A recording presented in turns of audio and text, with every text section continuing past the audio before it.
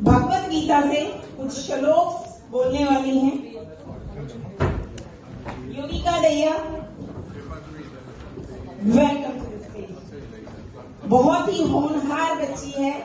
आप अभी उसकी परफॉर्मेंस देखेंगे तो ये बात आप खुद ही बोलने वाले हैं। Thank you so much.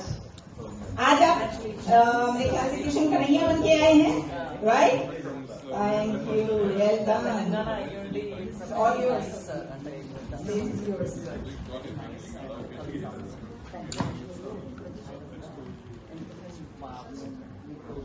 आप सभी को मेरा सादर प्रणाम। आज मुझे अत्यंत हर्ष है कि मैं आपके सामने भगवत गीता के कुछ प्रेरणादायक श्लोक और उनके अर्थ प्रस्तुत करने जा रही हूँ।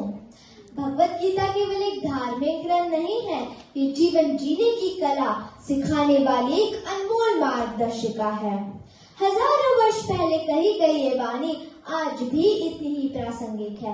गीता के संदेश हमें चुनौतियों में शांत रहना, सही निर्णय लेना और जीवन को संतुलित ढंग से जीना सिखाते हैं। आज मैं इन्हीं संदेशों को समझने के लिए 4 प्रमुख श्लोक प्रस्तुत कर रही हूँ। पहला श्लोक इस प्रकार है। कर्मण्यवाधिकारस्ते मा फलेषु कदाचन मा कर्मफल हेतुर्भुर् मा ते संगोऽस्त्वकर्मणि। अर्थात भगवान कृष्ण कहते हैं कि आपका अधिकार सिर्फ अपने कर्म पर है, लेकिन उसका परिणाम आपके नियंत्रण में नहीं है। इसका मतलब ये नहीं कि परिणाम महत्वपूर्ण नहीं है, लेकिन हमारे हाथ में नहीं है। अगर हम इसे आधुनिक जीवन से जोड़े तो जो चीजें हमारे नियंत्रण में है वो है अपनी तैयारी, अपना मेहनत और अपना व्यवहार, और जो चीजें हमारे नियंत्रण में नहीं है वो है दूसरों का निर्णय और परिस्थितियाँ। इसलिए भगवान श्री कृष्ण कहते हैं कि अपना श्रेष्ठ प्रयास करो और परिणाम को ईश्वर पर छोड़ दो। कर्म करे किस्मत बने जीवन का यह मर्म, प्राणी तेरे हाथ में तेरा अपना कर्म, तेरा अपना कर्म।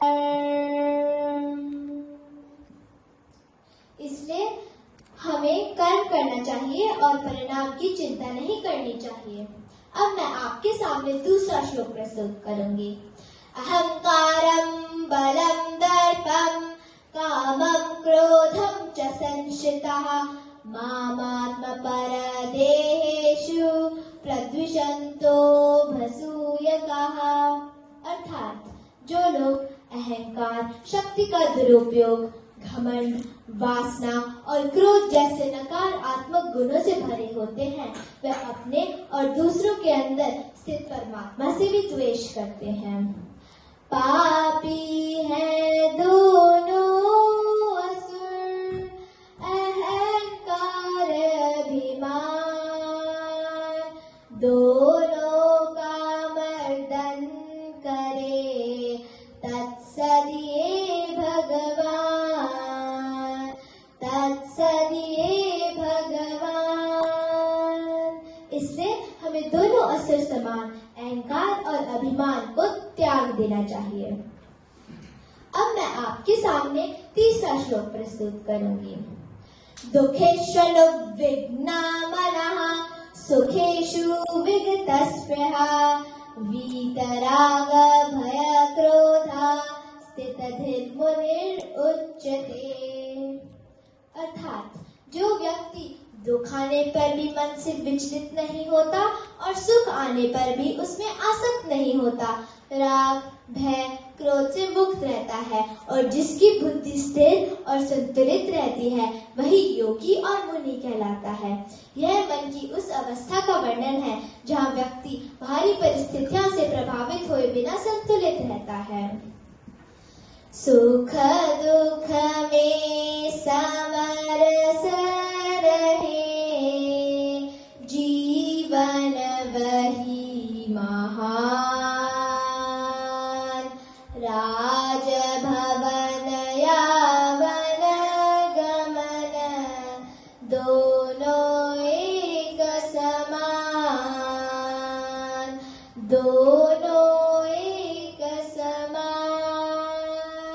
इसलिए हमें सुख और दुख में एक समान रहना चाहिए। अब मैं जो श्लोक बोलूंगी वो आप सभी ने अपने बचपन में जरूर ही सुना होगा।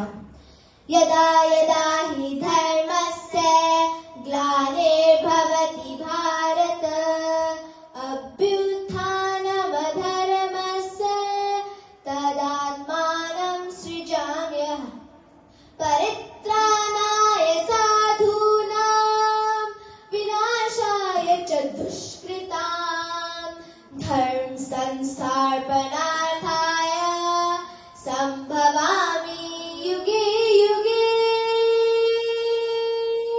अर्थात भगवान श्री कृष्ण कहते हैं कि जब जब धर्म की हानि होती है तब तब मैं आता हूँ, जब जब अधर्म बढ़ता है तब तब मैं आता हूँ।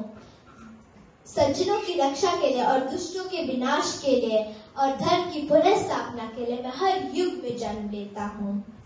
दया धर्म जब जब घटे बड़े पाप अभिमान तब तब जग में जन्म ले जगपालक भगवान, जगपालक भगवान।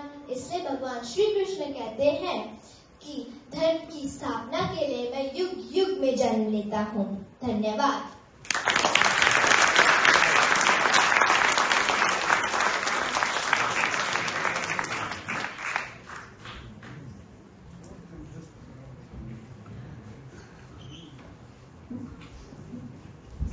Thank you Yogita. और कितने अच्छे से बच्चे आजकल ये सब कर रहे हैं, इट्स सो ब्यूटीफुली। और बहुत काफी अच्छे उसने श्लोक बोले, तो आप लोगों ने काफी एंजॉय किया होगा ये। Okay, so next I would like to invite